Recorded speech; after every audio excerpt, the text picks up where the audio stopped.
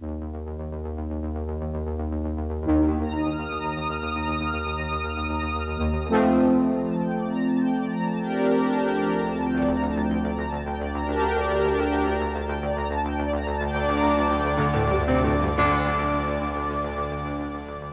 morning.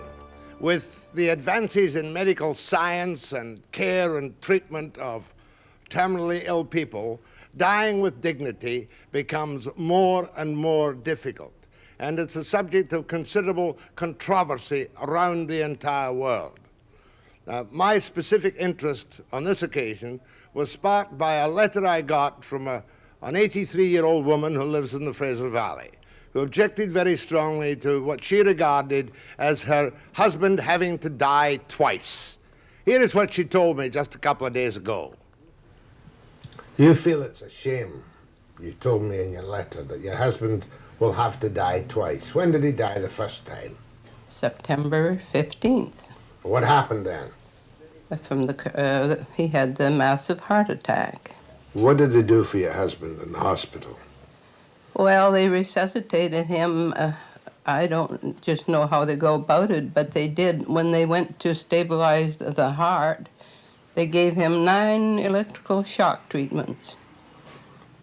And that was just too much. What did you feel that was kind of torture for him? Well, yes, they were torturing him. I told them that. What did they say?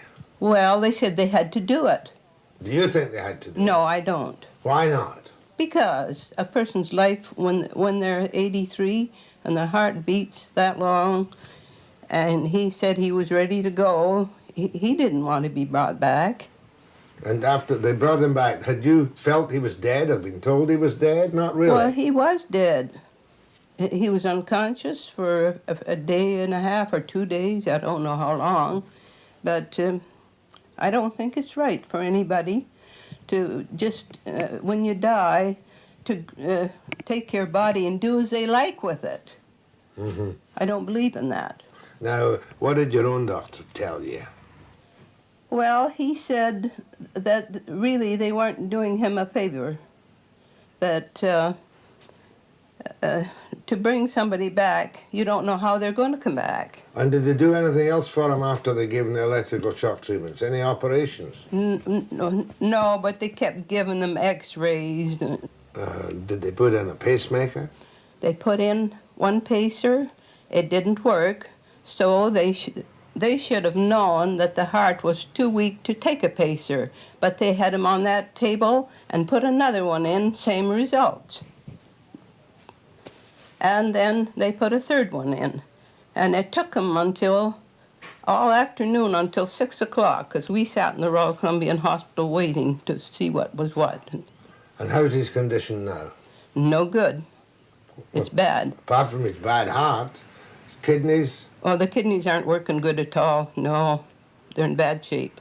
And you're caring for him at home? I am. I'll do as long as I can. He wants to be home. That's his wish.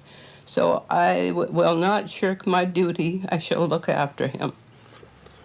What would your husband have said if he'd been given a choice? Well, he would have said, let me go, because that's what he wanted.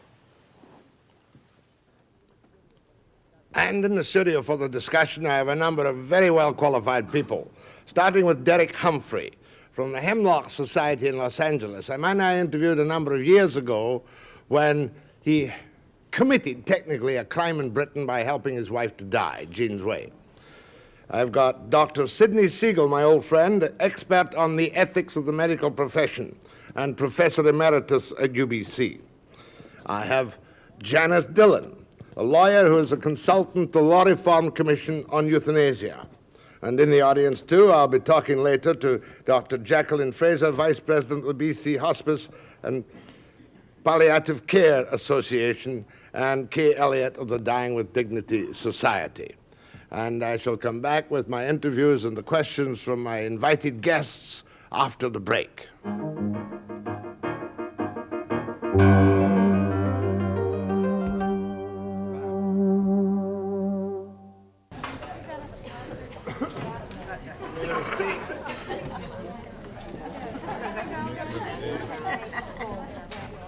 one you're allowed.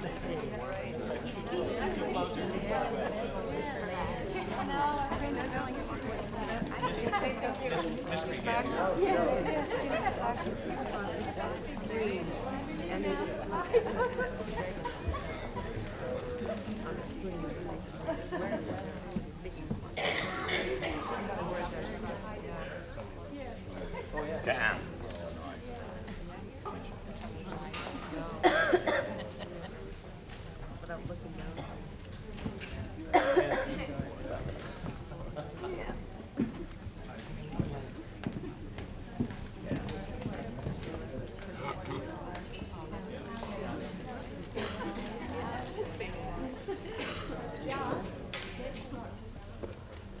No, bring him in, mate. No.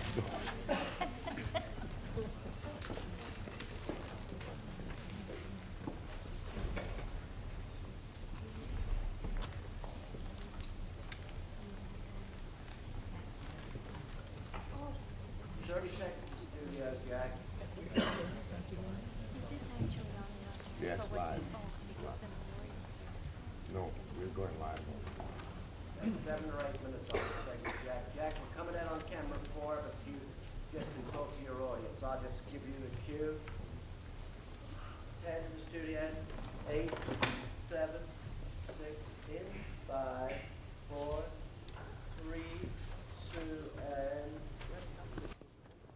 Derek Humphry from the Hemlock Society. In 1975, I think it was, you helped your wife to die. At that time, did you not really feel that it was a major crime, breaking the laws of England? And how does your conscience feel today? I knew it was a crime. It still is a crime. But to me, it's an act of love. It's one of those rare occasions when a moral obligation transcends the law. If somebody you love is dying and is in pain and suffering and distress, and they ask you to help them to die, it's my conviction that your loved ones should help you to die. The question is, who makes the decision? Can a person in those circumstances, tragic though they are, turn to a husband or a friend or a doctor and say, let me go now? They may be on the verge of some miraculous recovery. Well, Jean wasn't. I mean, the form of cancer that she had is not curable today. On the day of her death, she was never a more sharp and bright and caring, thoughtful person. Perhaps you could describe that just briefly to me, how she made the decision at what time she would die. Well, this was a well thought out act. She knew she was dying of bone cancer and that there was little or no hope. The only thing she could hope for was a remission, not a cure. And she did have some remissions. She made the decision to take her life 9 months before she did so. So there was plenty of time to back off. Did you ask the doctor? Yes, I went to a doctor, not the treating doctor, and I said, Jean wants to commit suicide. And he said, why? I said, because her bone cancer is getting worse, and at a certain point she wants to leave. And it was a doctor who gave me the lethal overdose, which she eventually took. You should have been charged under the British laws, shouldn't you? Yes, I could have got 14 years for what I did. But you didn't. No, this is what they call a compassionate crime. Law authorities are not keen to prosecute in these cases. They had my confession of guilt, but they didn't prosecute. Have you made the decision that the same will happen to you, and who will make the decision on your behalf? Yourself? Well, it depends how I die.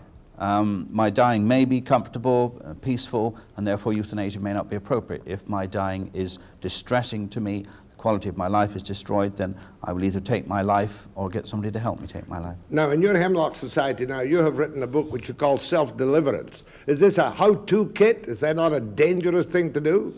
To tell people on a publicly sold book what they should take, how much they should take?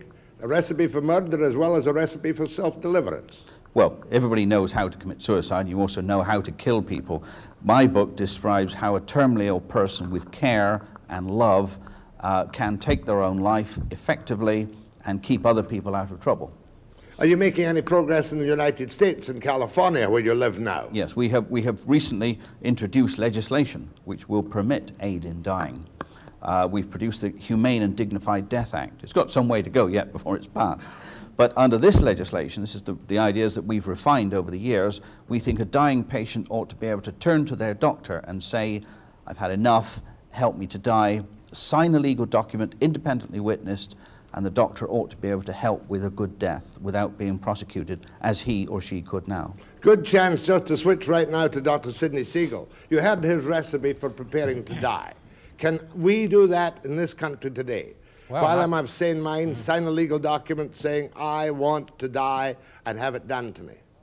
I don't think so, Jack. Janice Dillon is the legal expert, but I'm quite sure But you as a doctor. as a doctor, no, I don't think there's any way in which we can do any more than withdraw treatment. We can't accelerate death or cause death, but we can, under certain circumstances, we can remove life support. Now, is there a great puzzle among doctors? Do the standards of doctors different? I mean, is the average doctor puzzled by what the hell he's supposed to do when a patient asks to be let go? Oh, that's changing, Jack. I think that with the advent of committees, ethics committees in hospitals, and Janice Dillon is on one that I serve on, a doctor can be advised as to the pros and cons and the ethics and the legal aspects, and that's changing, but we still have a long way to go. Do you think I'm right in my presumption that many patients do not realize it is their entitlement to say, I don't want your treatment, I don't want the chemotherapy, I don't want the radiation, I don't want 5 more pacemakers? Do patients appear like that nowadays when years ago they would just accept as routine whatever the doctor suggested? And I think by and large that's respected, Jack, if the patient is an adult who is competent. The problems arise when the patient cannot be responsible for an informed opinion. Janice Dillon, how do we stand on the law? Can I make a decision that I will die the way I want to without being prosecuted in this country? You can make a decision, Jack, not to have treatment, and regardless of how reasonable that treatment might be in the eyes of others. So in other words, if the doctor recommends a therapy, but you really don't want it, you want to die, then that's your right. However, it's difficult in the case, for example, that was presented this morning, the letter that you received, because doctors are trained to make people live, not die. And that's their work, and they set out to do that. So when someone comes in a heart attack situation in an emergency ward, doctors are prepared to let them live. And it's a difficult situation there practically, because the doctors are bent towards living, and you have to, at the same time, from a medical point of view, hear what the patient is saying. So the law protects the individual to say that they want to die. If someone assists them to die, that is assisting suicide, which is preserved in our law as a crime. Suicide itself, though, was removed as a crime from the code in 1972. But handing the pill or the cup of coffee with the lethal dose in it, as Derek Humphry did, would be an offense if proven in this country and found guilty, would call for what? 14 years? I'm not sure what the penalty is. I imagine it would be something like that, yes. We're going to continue with this discussion and involve the members of the audience and also Dr. Brown from St. Joseph's Hospital in Bellingham, whom I forgot to introduce off the top, after the break.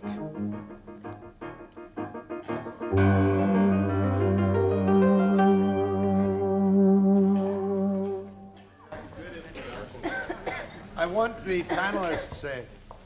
panelists to feel, Derek, Janice, I want the panelists to feel free to come in with your questions to any time during the entire affair this morning. Yeah, we'll do that off the top. Feel free. If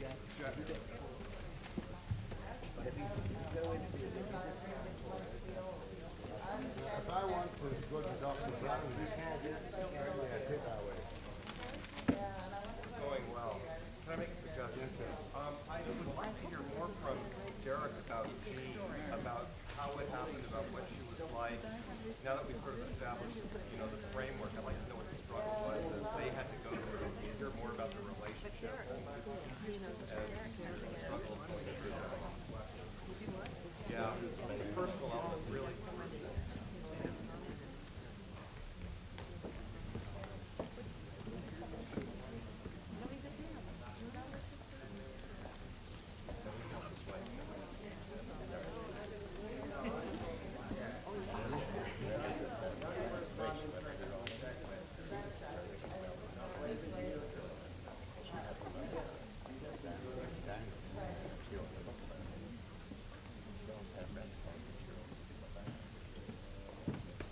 I have a couple of questions for the panel, including your questions to Janice. I'll start with Janice. You have to come in whenever you I'd like it a little bit more about Jean, the philosophical decision, the kind of atmosphere, because your kids were around at the time too. Well, who makes the decision? 15 seconds, coming back on 4 Jackson, wide shot, 8, 7, 6, nice and quiet over there, 4, 3, 2, and... First of all, I want to ask Janice Dillon another question, just to get clear. A living will, the legality, and this is to Janice and to Sid Segal, the legality of a living will. If I'm not competent to make the decision, who can make the decision legally for me, and is such a living will a valid document?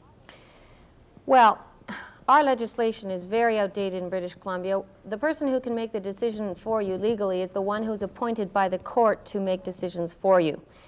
And that usually is your spouse. People don't have enough time to run off to court to get those types of orders.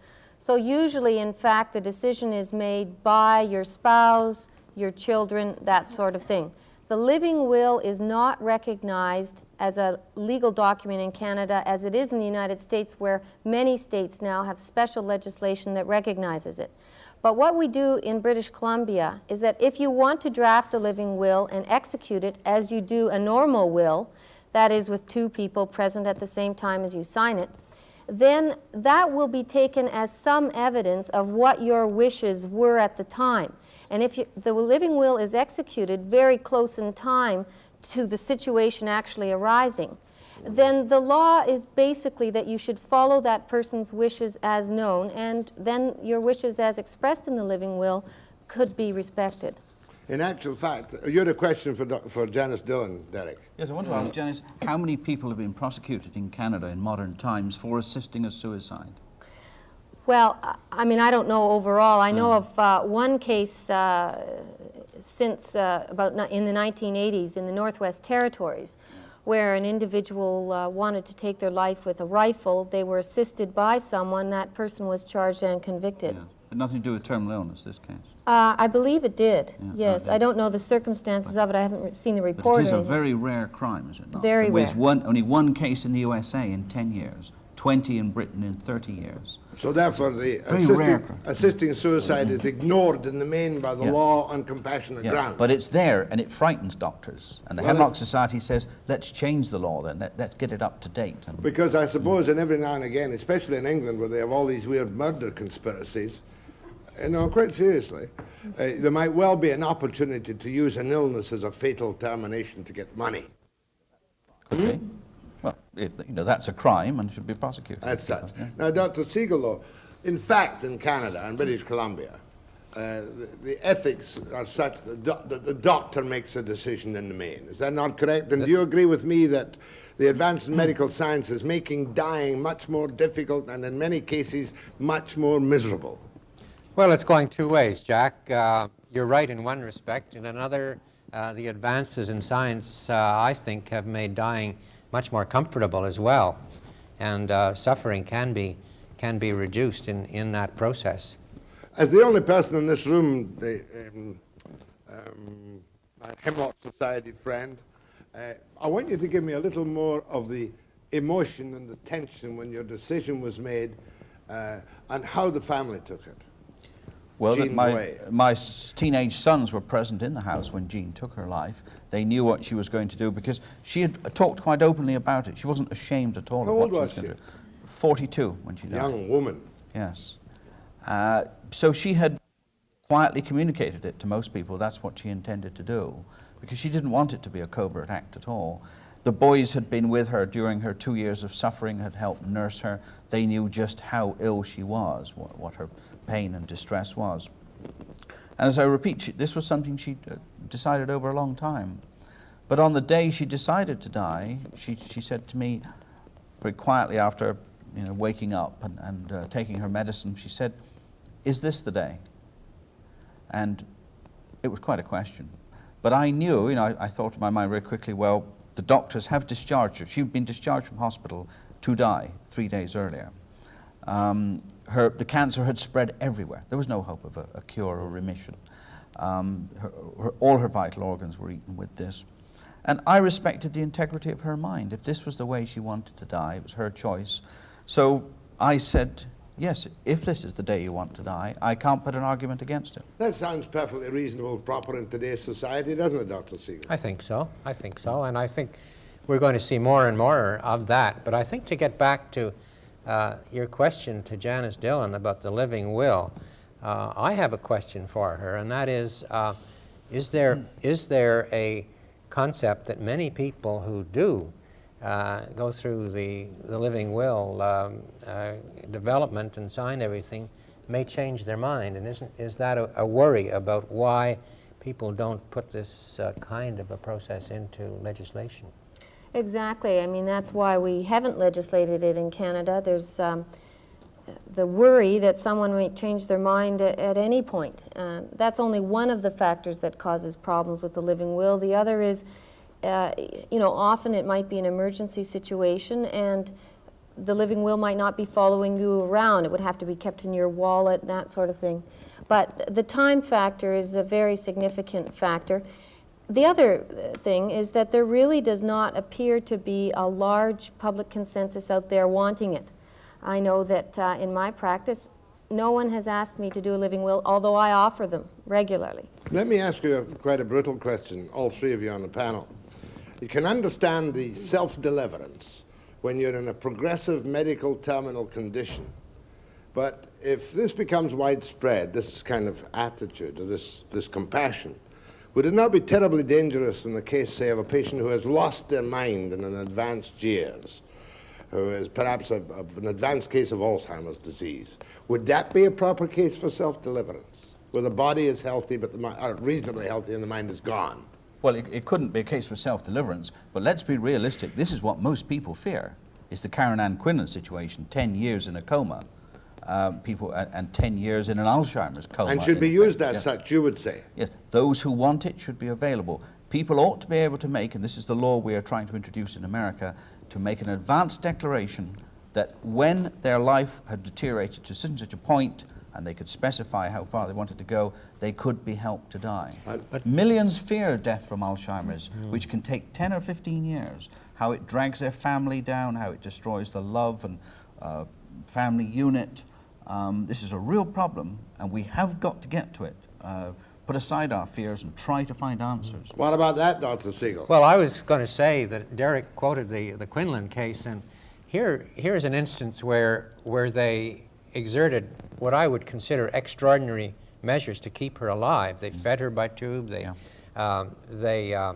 treated her every time she got pneumonia. There were many times when she could have been allowed to die with dignity, and somehow society doesn't necessarily follow through on the opportunities. But Alzheimer's is a specific problem. Yes. If Derek is right, as I suspect he is, that if you have a loved one who is gone with Alzheimer's, you want to see them go. But doing that on a person whose organs were functional would be regarded by what as a medical profession? Well, Alzheimer's specifically is one in which there's so much guilt amongst the family because they are not visiting and so on, that this is an added load as to whether they could make that break. Questions, some more short interviews and questions from the panel to all my experts after the break.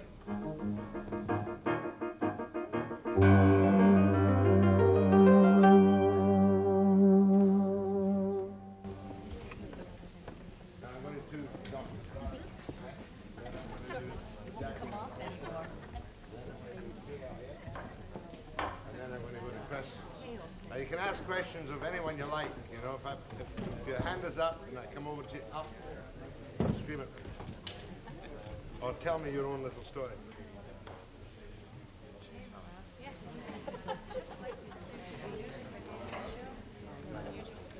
No, it's just that.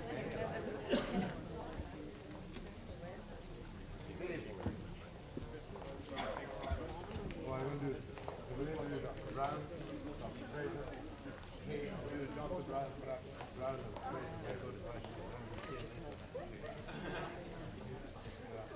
Do you have a question? Oh, I'll give you one Yeah, question. well, the question might be reasonable was the issue of the patient coming in an emergency, the doctor not being clear about what to do, and then finding that there's a living will. 1 minute, coming back. Pacemaker being put in, and then what you do when you find that that is. But I want you to tell me your own views on the subject, first of all, on the overall subject. Jackie can also relate to the beginning.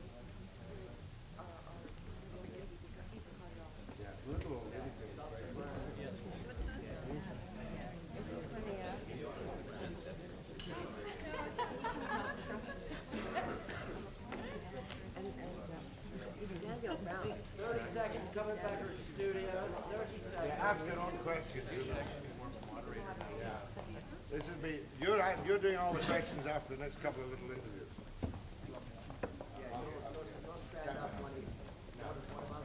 15 seconds. There we are. Can we manage to get together? Where's the camera? This one. Coming in on camera. I forget that bloody camera. 7, 6, 8, 5, 4, 3, 2, and...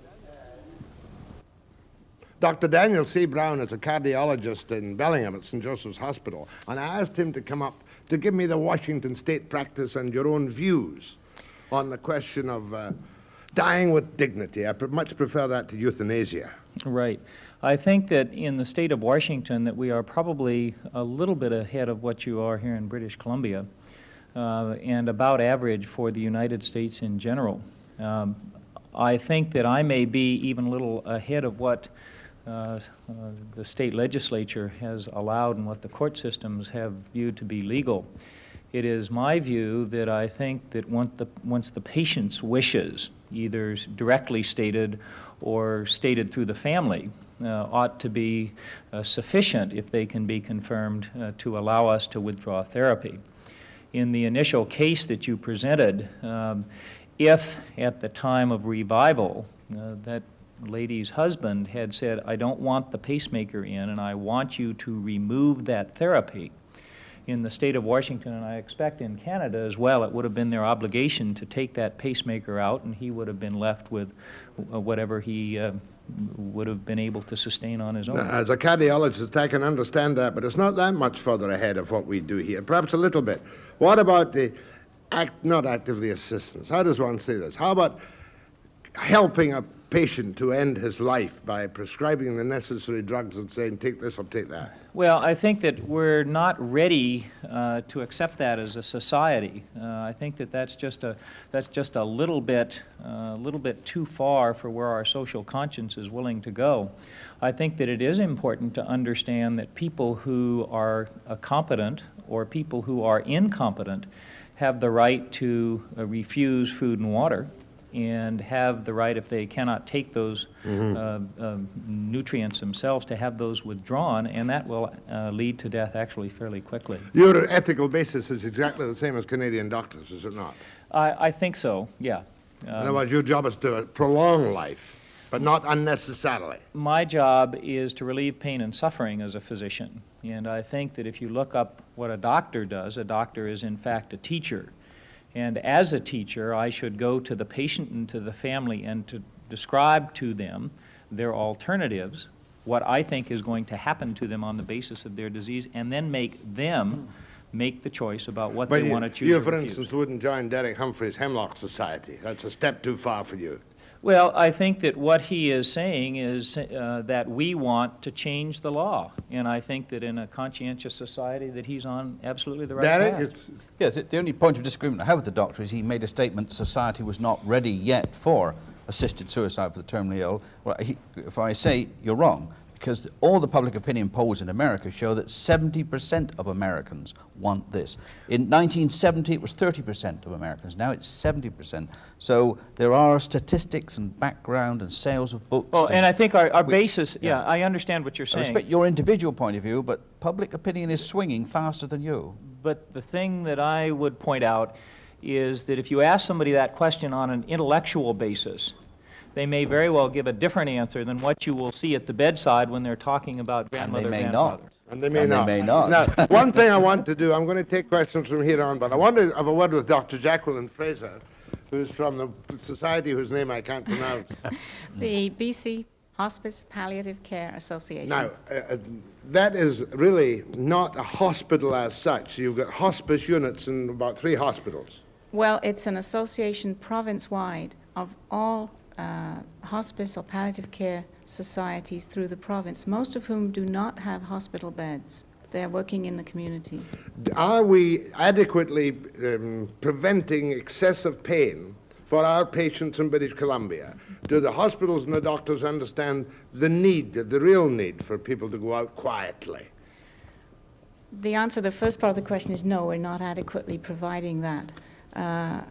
But it's coming, and I think with the growth of hospice and palliative care interest throughout the province and obviously throughout the world, doctors are becoming more up to date in their pain management. For instance, the catchphrase always is the Brompton cocktail, and the Brits always said, well, we've got the Brompton cocktail, we do it better. Do we not do it as well as the Brits do? We should be able to.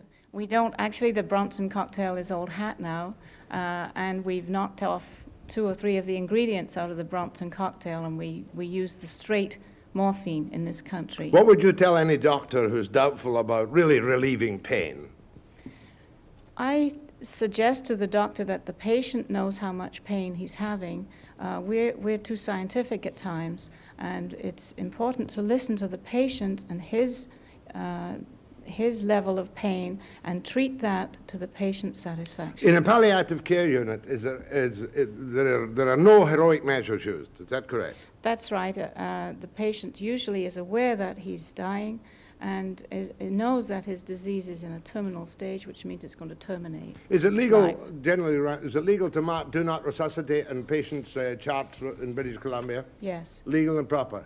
Legal and Yes. proper. Ethical and proper. Ethical, but you know, Jack, there's a real problem with babies, and that is a baby may live for 2 weeks without nourishment, and that may not be the most humane way for a baby to die. And some of the scholars in fairly high up church positions have expressed concern. You're talking about neonatal, And early and later infant life, yes. grossly sick child Yes, who can't live.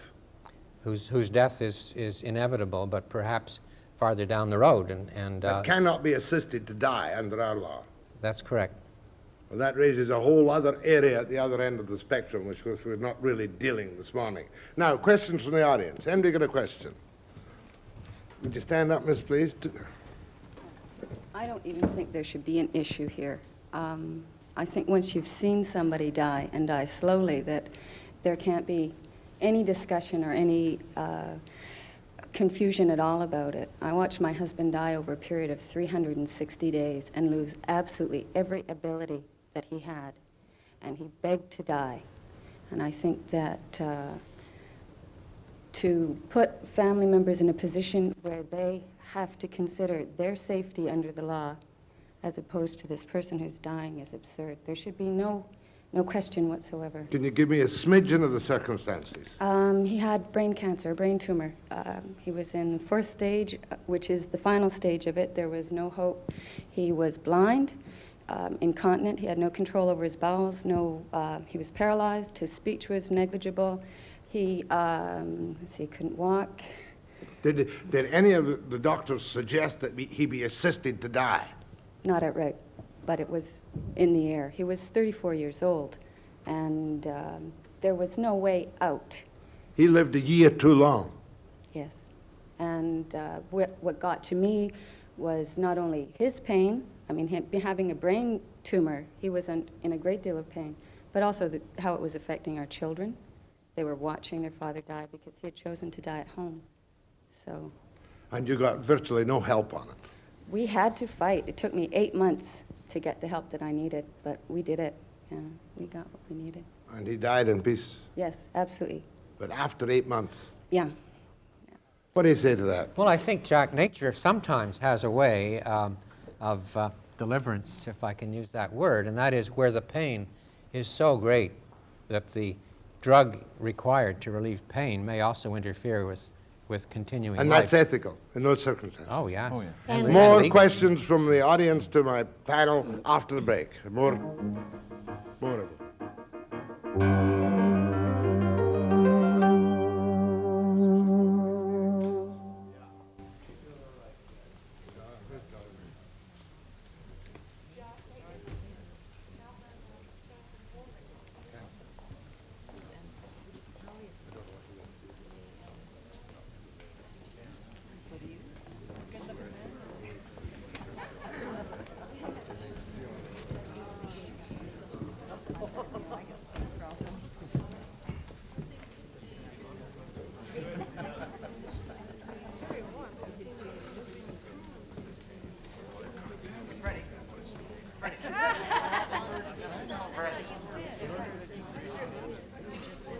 Don't hesitate to come in, Cameron.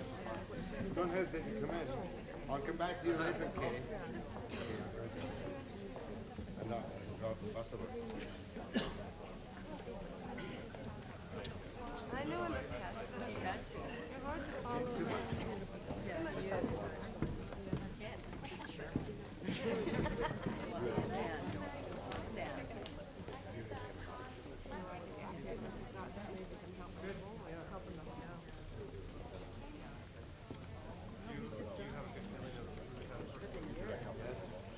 Anybody with personal experiences that wants to speak to me? You, I know.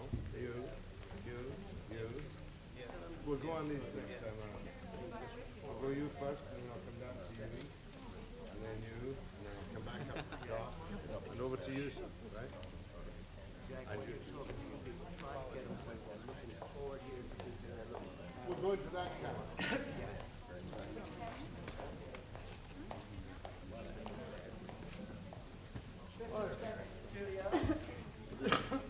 Air conditions we got. 9, 8, 7, 6, 5, 4, 2, I'm going to take some personal experiences from all members of the invited audience. Ma'am. Yes, thank you, Mr. Webster, members of the panel and the audience. I appreciate this opportunity to speak because I think it's a topic that should have been given much more open discussion before now, and I think certainly very timely now. I believe in dying with dignity because my husband, John Home, chose to go that route, and I support it entirely. My husband was 6'1", 200 pounds, very healthy until 1981. He was sanding the kitchen walls, the ladder broke, and he fell to the floor very hard, and suddenly he couldn't walk, and I rushed him to the hospital to have it analyzed. They felt that he probably just had hurt his spine. He was told to put his leg in the air for 6 weeks and to go back to work. That was probably the first indication of something radically wrong, but it was not checked out. So for the next couple of years, he favored his leg and his hip and continued working. January the 1st of 1983, he suddenly woke up and could not walk. He was in excruciating pain, and we tried to get some help. He found from his family doctor that it was going to be 4 months before he could even see a specialist. And I went down and I raised holy hell in the doctor's office, and I said, he's in terrible pain. There's no reason that he has to wait that long to even see a specialist. What was it? They didn't know. When they finally, first of all, they thought it was a piece of chip in one of the nerves in the leg. They had several other reasons, and finally they gave him a scan. And? Then we were phoned by the doctor's office, and we were told it was nothing there. But they phoned back and said they had the wrong file. Oh. So then they had to phone back and say, well, actually, they had found a tumor. We were then interviewed by the doctor, and he said, but it will be benign and we'll have it removed, so there'll be therapy. We were then sent to the specialist, who was to tell us about the operation to have it removed and the therapy required. It was a man we had not met before, and the specialist showed us the x-rays. We were listening for more information, and John finally said, well, when will the operation take place? The doctor said, John, there'll be no operation. You're going to be dead in 4 months. He had massive cancer of some A description. tumor in the spine which had spread, and they were just shocked to find it. Tell me how he died. In terrible, screaming agony. He chose to want to be at home because he really didn't want to be a vegetable hooked up to apparatus in the hospital. We had a small place on Salt Spring Island, and he wanted to go over there and to just watch the birds and the boats and just to enjoy his last time on Earth.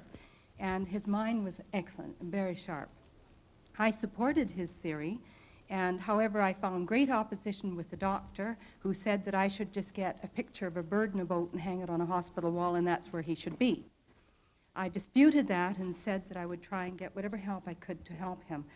So we had a lot of opposition from the doctors. No doctor would ever set foot in our house because they felt that they wanted him in the hospital because it was easier to treat him. You must come to how he died. Yes, well, we'd had 4 break-ins, and we had a handgun under the bed in case of other break-ins.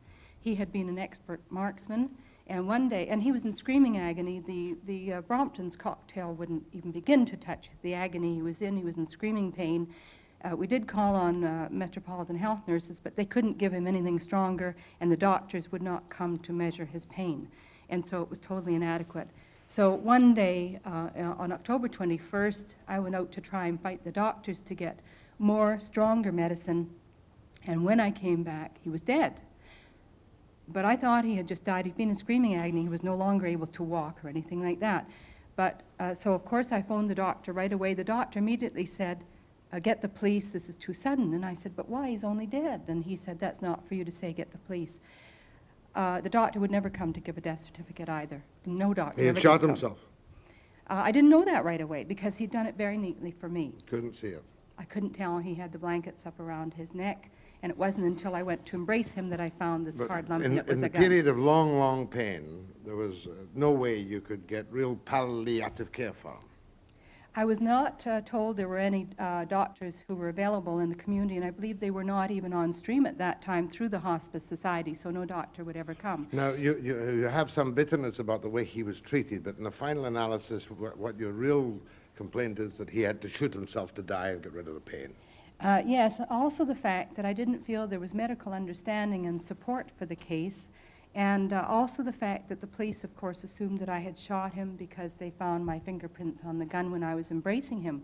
The police actually were extremely kind and considerate. I would be first to say that. What a terrible experience. But I think the thing that has to be said, too, though, is that there has to be ongoing support for everybody involved in the family.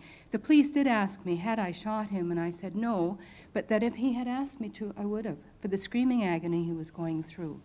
And he chose to go that way. He indicated it to me a couple of weeks before, that he really didn't know how long he'd be able to handle that pain, but he begged me not to send him to the hospital to become a vegetable. Thank you. So I honored that. Thank you. And I thank you all for giving this opportunity to view the other side of the story, Mr. Webster. Thank you very much. Take a break. We'll have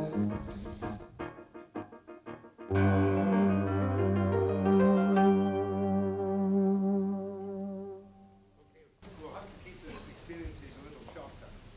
Mrs. Holmes is very good. Right, she can take over my job tomorrow.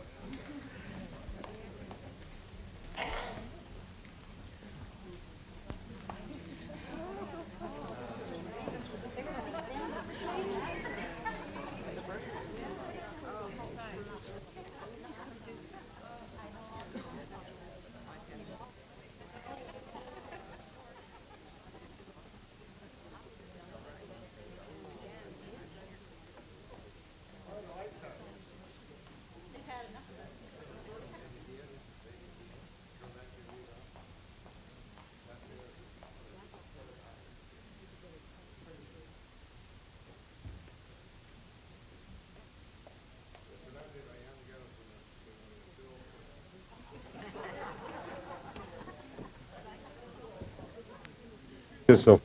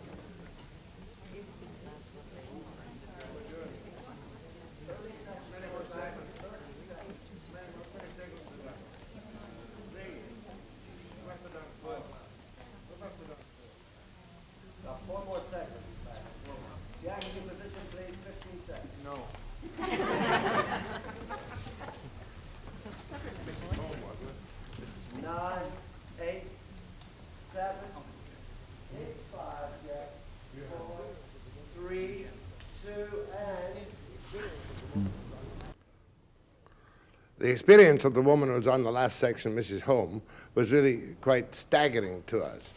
Did you have anything to say about that? Well, that story is a disgrace to us all.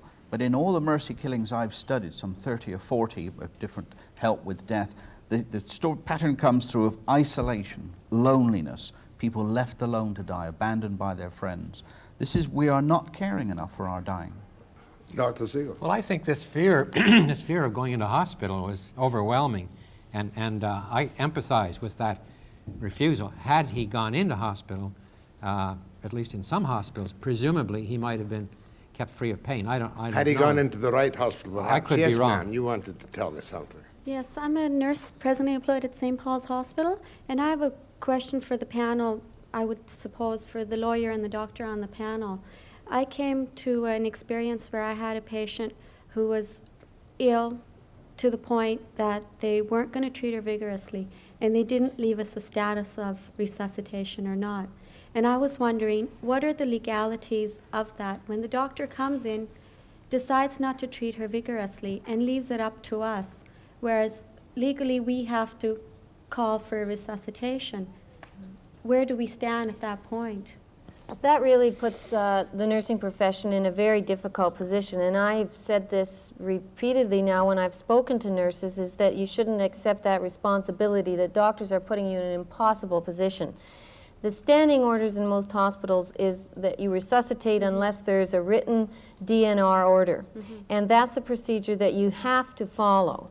It's not really your role to make that judgment call, but I think that it means that if that situation is coming up, that there has to be political pressure brought within the administration to sort that out. There are protocols now established, joint protocols, the Medical and Nursing Association and the Hospital Association, that should have remedied that very type of problem, you know, some time ago. This is entirely and totally, Dr. Segal, the doctor's responsibility. Exactly. Yes, But they and- left it, they can leave a nurse holding the bag by the nurse knows that there is no vigorous treatment, but there's still no do not resuscitate. I agree, and I think the fear of litigation may enter into this. I don't know, but that is a terrible responsibility to leave with nurses. Well, tell me, here are two nurses here. Would you stand up, please? Do you face the same dilemma on occasion? Yes, very definitely, yes. It's very, very hard sometimes to know that the patient should be resuscitated or not, and we don't have a no-code order. And you look at them and you say, well, this 80-year-old patient shouldn't be assaulted as it is when you do a CPR. In other words, but that's your responsibility. That's left to you. The doctors don't think it's our responsibility, but it usually falls to us to make the decision. I think even though our particular agency has adopted a policy accepting the policy statement that you've identified, it still happens that the nursing staff are left because the no-code order is not written. And so therefore you may have an 80-year-old patient, as you put so graphically, assaulted with CPR at a time when, with the medical consideration, that there should have been no such assault. Are you saying that the code just was not written and that it was there, but the doctor didn't want to write it, or it was understood that there actually was a no code? Unless we ask for it, we haven't got a no-code order. I think it should be reversed. I think everybody should be, as they come into the hospital, should have a code order, not wait for a non-code order. Maybe you don't understand what I'm saying. Affirmative action. Yeah. Affirmative action. Yes, yes. Good. Because we're coding people in the hospitals in this province now, and it's not cost-effective either. And that's not a nice thing to say. But that's it really not practical to have an order like that. But I think that nursing is beginning to speak up. There are more and more ethics and legal conferences amongst nurses, and there's a real change. Nurses are becoming much more affirmative in insisting on written orders. That's a very good point, as a matter of fact. It puts the weight where it should belong on the doctors in the hospitals and the patient or the specialist, whoever it is. Yes. Ma'am. Yes, as a result, I've been down to Boston and seen what my brother went through. At the age of 49, hooked up to 7 different machines and kept in a coma state like that for 3 weeks. It not only was what my brother had gone through, but it was the hell that his wife and his 6 children went through for that 3 weeks that made me come back to Vancouver and write a living will, because there is no way that I want to go through that. This is Boston, Massachusetts? Yes. 7 weeks? 3 weeks? 3 weeks. He was hooked up to 7 different machines. Now, they knew that his pancreas had already ruptured when he was brought into the hospital. But yet they hooked him up to all those machines, let pneumonia set in, and it was the hell. His children at the last week, they couldn't even go to the hospital. They couldn't take it And you anymore. came straight back and wrote I a came living- straight back and I wrote a living will, because there is no way that I want to be hooked up to machines and go with that. Because I've got a daughter that's a very emotional. She couldn't take it to see that happen. Thank you very much for sharing your experience. Now, this gentleman over here. Yes, Jack. Last fall, I lost a sister-in-law to cancer. She was in Edmonton. I only saw her on the weekend, but I understood what my brother told me on the telephone what he was going through. But what really intrigued me was watching that program 60 Minutes just a short while ago about it, and what that daughter went through when she was holding her hand with her mother, talking to her, and the doctor had given her the pill, and the doctor next said, you don't have to talk anymore, she's gone, and she went in a nice, peaceful way. Peace and quiet. And it seems to me, this may be a simple-minded statement, but it seems that animals are treated much more humanely than we are. Would anybody... No, you can't say that, can you? Eh? Now, you had something to tell me. I lost both my parents with cancer, Jack. My father died very well in hospital. My mother died very badly at home. 4 years ago, I was diagnosed with cancer in stage 3, and I had a lot of time to think about my end. I had 2 young children, and as you can see, I did not die. But during that year, I had a lot of time to think about it. There was no way I wanted my children to go through the experiences I had with my mother. If I die, I want to die at home with my family around me, and I very much resent the people who don't give me that right. But just a minute, you said you had cancer stage 3. I don't know if Yeah. that's the beginning, middle, or... It's not too good. It's near It's the not end. too good. Yeah. Here you are, here. Absolutely, but If I you had hope. panicked when you got cancer, you might have got into a dreadful decline and done the wrong thing. Yes, but I think the doctors today are clever enough to manage to convince us that we have hope, that with treatment there's hope, and I always had that hope. They never took that hope away from me. They never told me I was terminal. Had they told me I was terminal, I had very definite ideas about how I would end my life. Well, now, what have you told your doctor what you want? I think my doctors know, and my husband most definitely knows. And the doctor will, within reason, carry out the wishes? I would think so, but you know, Jack, we're purveying the idea that dying at home is less painful, and it may not be. And we've all seen that some conditions can be alleviated in hospital. So there are two sides. In other to words, this. this dying at home, it's a very good point, gruesome though it might seem. Dying at home, I want to die at home. I want to have no pain. I want it to be done purely by drugs. Is that a practical proposition? Yes. Come on, up. Yes, it is. Yes, it is. There is no question that it's perfectly sensible to die at home in pain-free, comfortable conditions, surrounded by your family members and looked after adequately by the present services in the community. Do you agree with that? Oh, I yes. agree. Mhm. Do you agree? I went through that last year, and I agree. But I mean, I've got the kind of feeling that perhaps you can get better pain treatment in hospital on some occasions. for Sometimes some you can get conditions. better pain-free treatment at home. At home. I think services at home is what the key is here. If the person isolates himself or herself, there can be some real pain and stertorous choking and so on, which is really awful at home, which would not occur in hospital. But the key is to use available services, and sometimes they are not used. More after the break.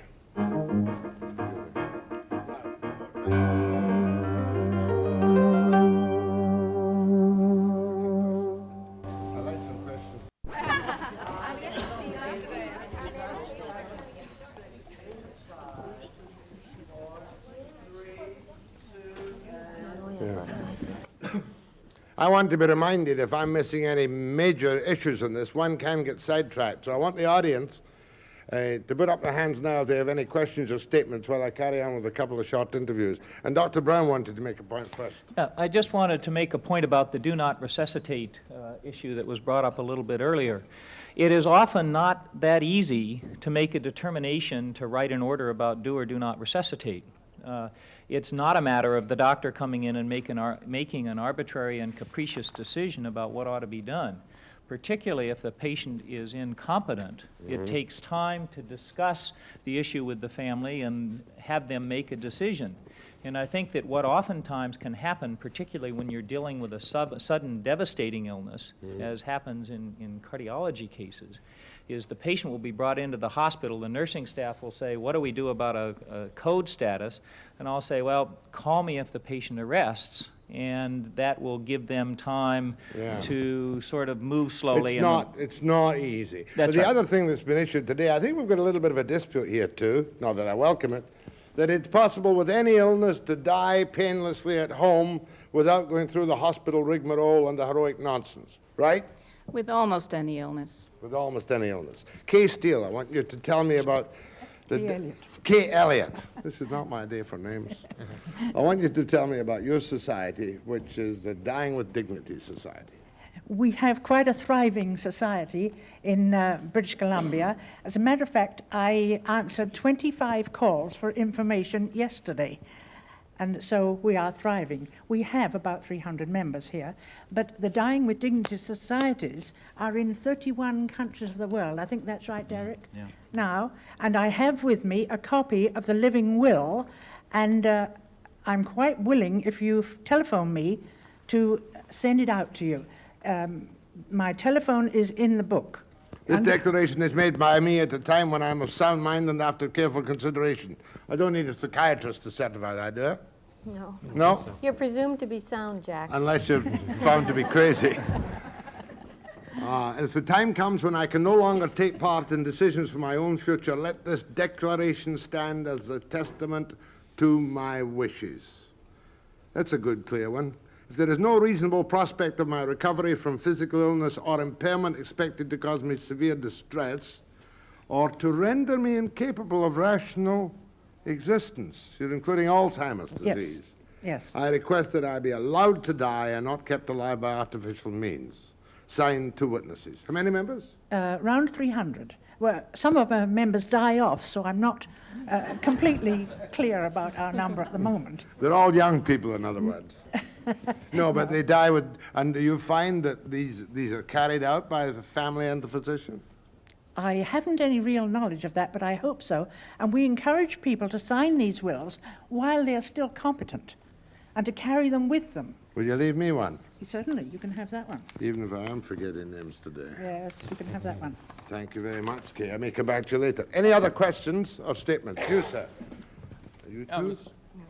I was wondering from the panel, who decides and how do you decide who gets, who you try and bring back type thing? The reason I asked for is I've had 5 cases in my family and a close friend that they had cancer and they just laid in the hospital waiting to die, where my late wife was killed in an accident where the ambulance drivers told me later they knew she was dead. As they were driving up, they could see it. But they still had to do it by law. What's the fine point on that? You mean to do what by law? When your wife was killed in the accident? To resuscitate Oh, her. in other words, she was taken dead on arrival, but they attempted resuscitation when they got her to the hospital. They're on the way. Who's going to answer that? Dr. Segal or Dr. Well, Dan Brown might want to make a point. Why don't you go Dan, ahead, Dan? why don't you give me that? Yes, I think that the difference between cancer and heart disease or cancer and trauma relates to the fact that cancer is usually an illness that can be diagnosed while the person is still capable of rational thought, whereas trauma, automobile accident, injury, so on and so forth, or heart attack are sudden catastrophic events. You must resuscitate. Well, it's not a matter of must, but the point is it's not clear that the patient's wishes are immediately available to the physician. Again, you get the hypothermia syndrome. 20 years ago, 10 years ago, the people would have tried resuscitation and said the child is dead. Now they go back to hospital. So unless it's a catastrophic trauma like Kennedy assassination, I suppose. He went to the hospital. Well, yeah, he went to the hospital, but he was dead when he got there. But I think, Jack, that, this is a good point. An ambulance attendant by law, is not qualified to pronounce death. And he or she has no choice but to assume that there's hope. Yeah, distressing though it is, I can understand the hospital's action in attempting to resuscitate your wife. Now, any other questions?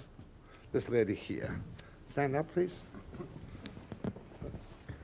I'll hold this. This is mine, not yours. I'd like to ask Derek for some more information on the Hemlock Society, how many members you have, how long you've been going, and I know your main purpose is to change legislation. Is there any other purpose or vision that you have for your society? Yes, the Hemlock Society was formed in 1980. It has 13,000 members, paid-up members in America, 200 or 300 in Canada. But we're an American organization. Dying with Dignity is the Canadian organization. Our purpose is to raise consciousness about euthanasia in all its aspects, passive and active. Euthanasia, I don't like that word. It's got the kind It's of a perfectly genuine word. Hitlerian connotations. Dying with dignity is perhaps... Well, you may be ducking the issue here. Well, maybe I am ducking the issue. Right. Many people back away from it because of the very connotations that I'm talking about. Euthanasia means help with a good death, and that's what I am talking about. Was that you were going to tell me? Most people see euthanasia as being active euthanasia, I wanted just to say that dying with dignity is certainly not always the same as euthanasia. Yes, the Law Reform Commission of Canada made that distinction as well, that there's a difference between the active hastening of death and the allowing to die in a situation where death is inevitable and there's nothing medically that can be done to assist them. Are there not dangers, though, that this could lead to excesses of deaths of people who are not quite ready to die? Not if it's carefully legislated, and everything we do in this world is carefully legislated, has for thousands of years. We live in a society under the rule of law. We must draw up appropriate laws as we do with murder or burglary or anything else. But no country in the world has legislated euthanasia. The Dutch are on the point of. Their Supreme Court has legislated, the Parliament will in this coming year. Well, they'll be the first then. Yes, right. We have a question Everything here. has to start. We have a question here, or a statement. Well, I would just like to know what the difference is from Derek. What is it between active and passive euthanasia? Dr. Segal had said that with a seriously ill newborn, that you can withdraw and practice a passive euthanasia. Now, is it ethical or moral, or are you not practicing active euthanasia by withdrawing everything? That neonatal one's a touchy one, isn't it? Yes, it depends on what you consider withdrawal life support, and machines and this kind of thing are really extraordinary measures. Well, the discussion continues and more after the break.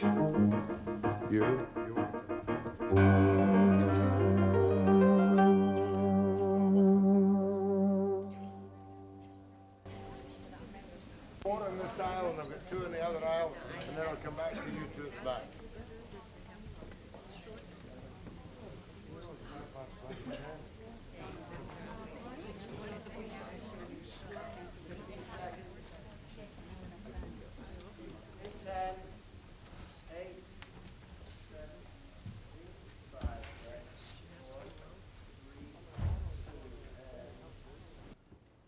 On my panel this morning, I've got Derek Humphry, and I've got Dr. Sidney Segal, and I've got Janice Dillon, the lawyer. But I'm taking questions from the audience, and the first one's to you, I think, Janice. Should I file my living will with my doctor? Yes, I'd file it with your doctor, your lawyer, your husband, and keep it in your wallet. All right, and do you have a point of conflict to make? Yes, Janice said this morning, Jack, that there hasn't been much interest as far as she knows in this province. This whole audience is interested, and I work with cancer patients. I have never known a cancer patient who is not interested in this subject one way or the other, and I think most people under certain circumstances are very interested. You mean in discussing it, but you only become interested when it hits you or it comes close to your family. Sure, but it hits a hell of a lot of people all the time. Mm-hmm. Now, this lady here. Dot, isn't it? Dot Chambers. Yes. Oh, you remembered. I remembered. It was too easy. Anyway, I have cancer. I'm with the Living with Cancer group that's here today. I just feel I'm going to fight right up until the end. I don't want to go before my time. And I hope my husband would be able to say at a time if I'm no longer able to take any treatment. I went through treatment, surgery. I would like him to be able to say, okay, she's had enough. Let's let her go without any outside problems.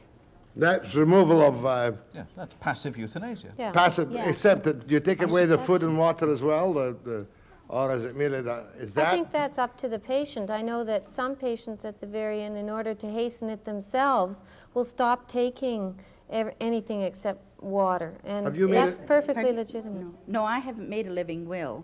I will. I just don't think my husband will put it into practice too soon. I'm not overly rich. I mean, this is what somebody says, well, this is what, that you could take it maybe in, what were you saying, murder? You'd have to try and put a line as to where you would put that will into. How does your doctor feel about your wishes? My doctors are fighting to keep me alive, and they're doing a darn good job of it. And I think they will keep me alive. They have always put a positive attitude on me. I've never had anybody say, okay, well, one, but I won't see her anymore, is that, don't laugh. I'm not laughing, it's you that's laughing. But no, I always do this. It isn't a funny subject. Dying isn't a funny subject. Cancer isn't a funny subject. But for some reason or other, I always seem to get a laugh, you know. But it's really what I'm trying to get across is I sat beside a woman. I couldn't hold her hand. She was in such pain. You couldn't wipe her brow because of the pain. We were told she was in pain. She was completely out of it. And I stood beside her bed and I prayed she would die. 2 hours later, she did die. So I think that it wasn't only me that wanted her to die. Yeah. There was someone else. And I don't feel I was asking for her to go too unnecessarily.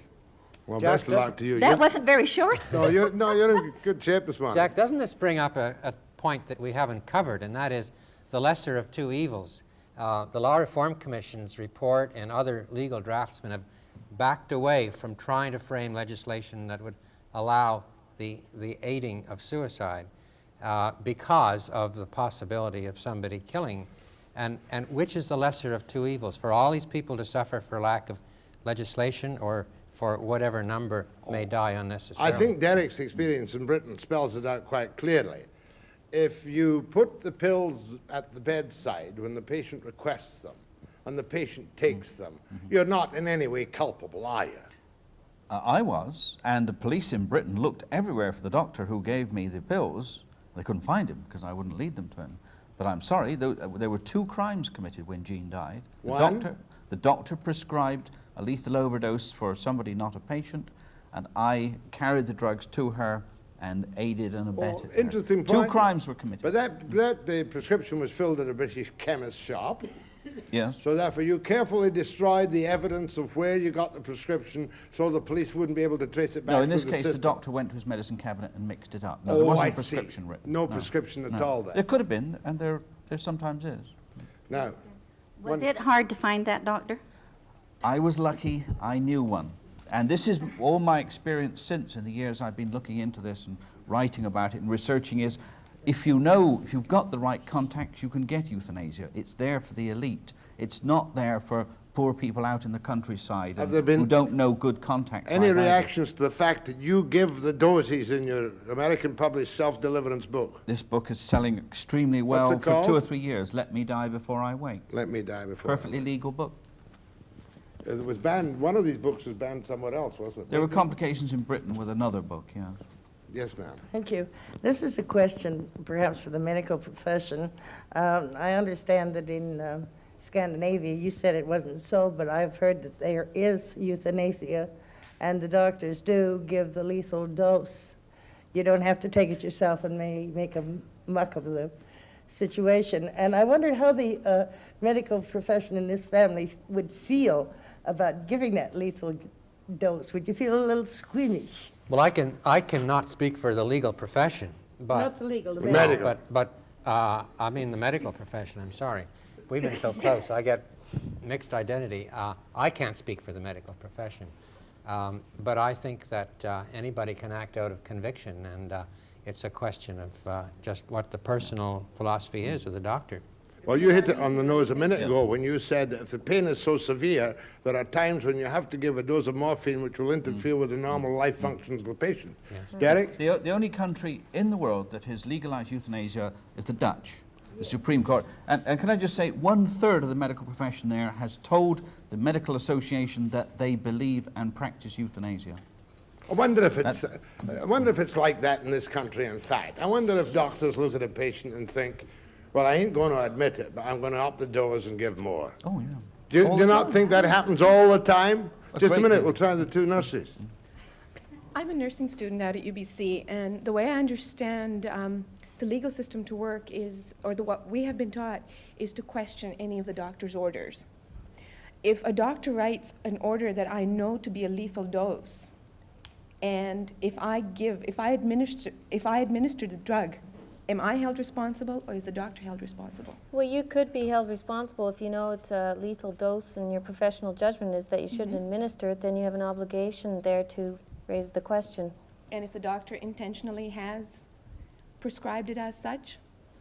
Then even more so. So what it boils down to is I should refuse to. But your procedure is to go to higher levels in nursing for a judgment to be made at a higher level. Right. But shouldn't she She should not administer it. even if she sympathizes with the effect of what it will be. Right. That's a difficult... Unless she's prepared to, in fact, commit an act of civil disobedience in pursuit of this particular subject and take on the legal consequences. Okay. That's a tough one. You're a nursing student at UBC. Was your point the same? Yes, I've had that personal experience with as you were saying, where a doctor orders a lethal dose of a drug, say morphine, for example, knowing it could cause death. If you administer it, you again are held responsible. But if you go to the doctor and say, is this the dose you want, is she still responsible? If the doctor says yes, it's clarified. Then I'd when you're working a shift like we do, I'm sure as the other nurses here might have experienced, sometimes it's 3 in the morning and you phone them and they say, this is the dose we want given. 3 hours later, you find your patient dead. Who's held responsible if it were taken to court? I mean, with the experiences that I've had, the person has been in the position where he'd probably be better off anyways. Is that not a case where the Nelson touch is applicable, or is there still a danger of prosecution? There's always a danger of prosecution in a situation like that, but let me say that the situations that have come up like that, which have gone to courts and that, the number of convictions, first of all, there's discretion at the prosecutorial level so that you might not be prosecuted at all, as what happened with Derek. Secondly, even if you go to trial, judges, when they charge juries, can give a very sympathetic charge. Also, among the euthanasia cases that have come up in North America and Britain, very few juries are prepared to convict. So, and then finally, sentences are usually very minimal. There we must take a break and come up for the final segment after these messages. Great stuff.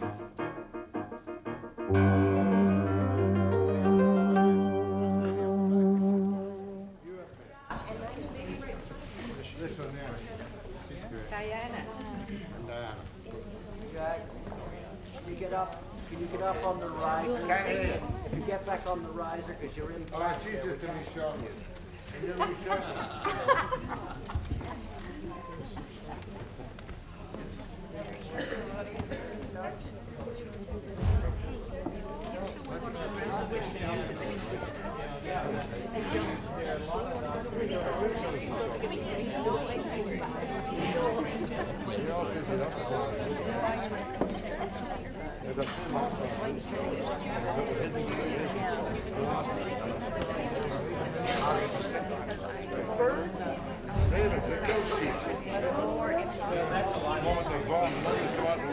Unless you've got them inside.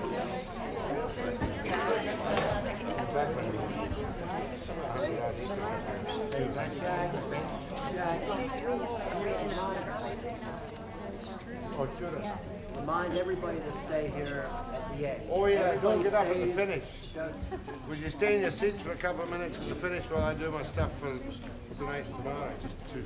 Everybody. Everybody is right. Oh yeah, this will be all right. Jack, everybody's got to remain to the end of the music. Right to the end of the music. They have to stay here. We've got credits.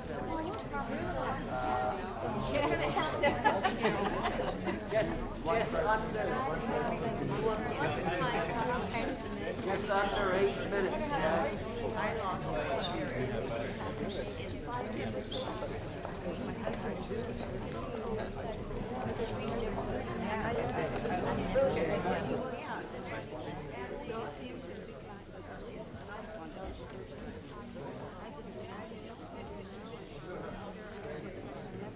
Then I'm going to come back over to you.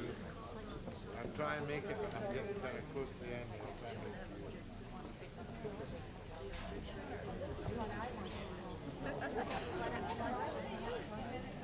No. I'm going to start here on the list, the short one here.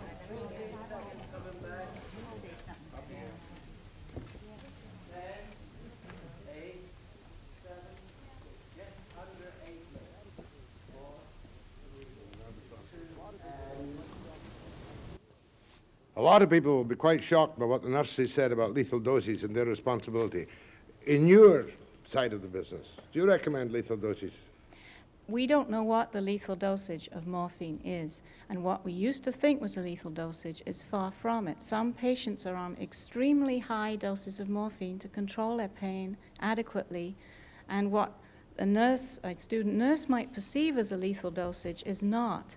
We don't. The But physicians don't know a lethal dosage, and therefore there's no upper limit to So the amount therefore, of morphine to the relieve nurse pain. is safe to take the prescribed dose and give it. I think she should certainly question it for her own information and for her own integrity. Thank you very much. Now, this coding I've never heard about before. I knew DNR, but I didn't know about coding. Now, this lady here. Yes, Jack, I lost my father in June. It took him 5 days of hospitalization to die, finally. On the final day of his life, we felt he was rallying. We returned from being away from the hospital to find the doctors saying, well, we don't think you should leave. There's been an incident while you were away. We never fully understood what the problem was. He had many, many problems. What was the coding problem? At any rate, we were called out of my father's room a total of 5 times over 3 hours on the last day of his life, and they kept asking us. Finally, a nurse explained to us. The doctor said, do you want resuscitation? We said, it's my father's wish not to have extraordinary measures. And they said, well, how do you determine extraordinary measures? And we said, well, we don't want the electric thing and that sort of thing. We're not medical people, my family, we don't know. Finally, the nurse said, well, do you want the code called or do you not want the code called? And we didn't know what she was talking about. And she meant DNR. I don't know what did she that mean? is. Resuscitation. Whether to resuscitate. At any rate, well, I gather there's 2 levels of codes, too. There's one kind of code red and code blue, I don't know. It just differs within hospitals. I work at 2 hospitals. Oh, This was evident. So in the final analysis, you said We said absolutely no extraordinary measures, and suddenly the room next to my father's was cleared. He was made as comfortable as he could possibly be. It was written on his chart, no code. A special nurse who specializes in dying was called in and was with us until he passed away 7 hours later. So it was the confusion which had you upset. They wanted us to say no, no calling of And an you emergency. finally said it. And we said it. Good. Now, you had one question. Well, you had asked earlier if it was possible to die at home pain-free, and I think it's potentially possible. But in this city specifically, there's a gap between what's available and how it's getting to the, whether or not it's getting to the people. There are no programs specifically for the terminally ill. It's a catch-as-catch-can Right. kind of Coordination is not. Yeah. Say that again. What was that I had? There's no specific home care for the terminally ill. We have long-term care, continuing care. These are designed primarily for elderly people who are going to be ill over a long period of time, but nothing that's specific. Did anyone suggest a hospice for your husband? Oh, he was in and out of VGH at the palliative care, but he wanted to die at home, not in a hospital. Is that his right to die at home as he chooses? It is, surely, isn't it? I'll come back to you in a second. This lady wanted to make a point. Yes, actually, I'm a nurse that works in a dialysis unit, and I wanted to ask Janice Dillon a question. It's a kidney dialysis unit. We have patients now on dialysis who can live for 20 and 30 years, and occasionally we're confronted with people who, before they start treatment, question whether or not they want to undergo treatment. And they wonder, on occasion, if they say no, that they don't want dialysis, even though we know it possibly could prolong their life 20 years, whether or not legally they would be considered, for example, under a life insurance policy, as actively committing suicide. You mean if they deny dialysis? If they go off dialysis. Or if they don't even start. If they say, no, I don't even want to begin. I don't want to undergo the treatment even to begin. I think that could be considered a form of suicide if they don't accept a reasonable treatment that's there and available and offered, yes. Do you think so? But no insurance company think would so. dare try to implement that No. law because they would ruin their business. The pressure would be too much. Go ahead. No one has thought of the people, like myself, who might be afraid of committing suicide. I have visions of being my soul, I think I have one, flying about in limbo when I would be extremely bored. Also, no one has considered the costs of people who are force-fed, and we have women lining up in the streets at food banks with hungry little children. Oh, you can't. That's apples and oranges. It That's isn't. apples and oranges. It's money. It's money. You take what it costs the spouse of an Alzheimer victim to keep them in a hospital, it can absolutely ruin them. And to keep these people alive and to rush in as happens, I know, I work at the Alzheimer, to keep these people alive over and over again is totally disgusting. But therefore, you're not, what you're saying is that you are totally in favor of allowing people to die without any, if you have Alzheimer's and you come into a pneumonia crisis or a heart crisis, let them go, for God's sake. Yes. And If the people, their relatives, this is their wish, and 99 even times if it's not their wish, though. No, I wouldn't say that. I wouldn't go that far. Or if they can afford it themselves. But when we're going without university programs, when there's unemployment, youth going to hell, we should take a closer look at the doctor's insistence at keeping everybody alive at any price. That's not even a low blow, is it, nowadays? Because people think doctors are in business. Doctors need patients. More treatment, more MSP. Is that unkind? No, I don't think so, Jack. But there's a wide variety of opinion, and I think some doctors will feel that way. Some doctors feel exactly the way some of the other opinions have been expressed. We are very rich societies in America and Canada. We can afford to do what is right for people. Euthanasia should never be there on cost grounds. But if we got our laws and our guidelines straight, there would be appropriate medicine. People would be looked after according to what is necessary, and unnecessary expensive medicine would be saved. But Derek, that's changing in both in the United States and Canada. But we must speed it up. The budget is limiting what will be done. Well, we must resist that. We must resist. It's appropriate measures can be made, providing they're decided on a consensus of reasonable people. Yeah. And that's the difficulty, is a consensus of reasonable people. I think we've come to a fair conclusion this morning. There's been no outright hostility to dying with dignity at all. Or is there one in the audience who wants your predestination by God to take the place of an easier death without pain? I don't think so. And I shall be back, take the break now, after the break.